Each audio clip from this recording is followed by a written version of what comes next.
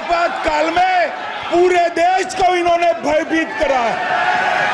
दिल्ली में दिन दहाड़े हजारों सिख भाइयों का कत्लेआम उनके शासन में हुआ है। ભારત સરકારે નોટિફિકેશન જાહેર કરીને 25 જૂનને સંવિધાન હત્યા દિવસ ઘોષિત કરી દીધો છે। દેશમાં ઇમરજન્સી લાગુ કર્યાની તારીખને સંવિધાન હત્યા દિવસ તરીકે મનાવવામાં આવશે। દેશમાં કટોકટી એટલે કે ઇમરજન્સી 25 જૂન 1975 ના દિવસે લાગુ કરવામાં આવી હતી। President has proclaimed emergency. This is nothing to panic about.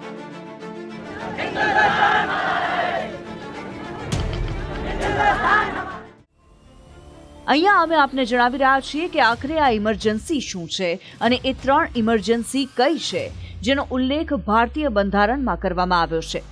ભારતીય બંધારણમાં 3 પ્રકારની ઇમરજન્સીનો ઉલ્લેખ છે। ત્રણેયને લાગુ કરવાના કારણ અલગ અલગ છે। જો કે નામ પરથી જ સ્પષ્ટ થઈ જાય છે કે કઈ પરિસ્થિતિમાં કઈ ઇમરજન્સી લાગુ થઈ શકે જ્યારે માહોલ સામાન્ય ન હોય। આ 3 પ્રકારની ઇમરજન્સી છે નેશનલ ઇમરજન્સી અથવા તો રાષ્ટ્રીય કટોકટી, બંધારણીય કટોકટી, નાણાકીય કટોકટી।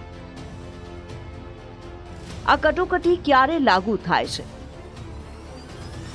તો નેશનલ ઇમરજન્સી એટલે કે રાષ્ટ્રીય કટોકટી ત્યારે લાગુ કરવામાં આવે છે જ્યારે દેશના કોઈ હિસ્સામાં સુરક્ષાને લઈને ખતરો હોય, જેમ કે દુશ્મન સાથે યુદ્ધ, કોઈ પણ પ્રકારનો હુમલો, આંતરિક કલહ કે પછી મોટી આપદા।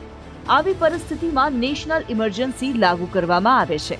ભારતીય સંવિધાનનો અનુચ્છેદ 352 રાષ્ટ્રીય કટોકટી લાગુ કરવાનો અધિકાર આપે છે અને રાષ્ટ્રપતિ તેની ઘોષણા કરે છે।